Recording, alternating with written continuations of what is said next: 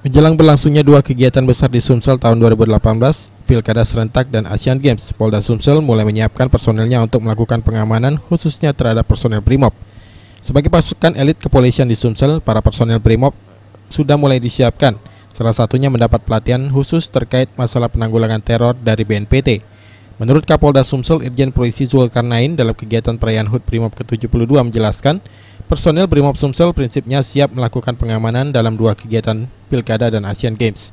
Kapolda Sumsel juga meminta agar BRIMOB bersinergi dengan TNI dan pemerintah untuk melakukan pengamanan di wilayah Sumsel.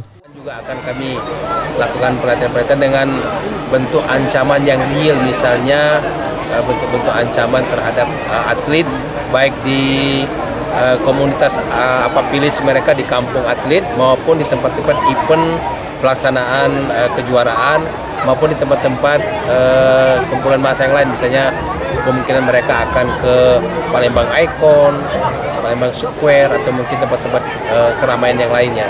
Kita sudah melakukan persiapan dan untuk BRIMOB juga sudah dilibatkan dalam konteks pengamanan dalam intensitas tinggi.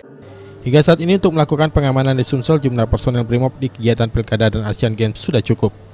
Firman Hidayat, PAL TV.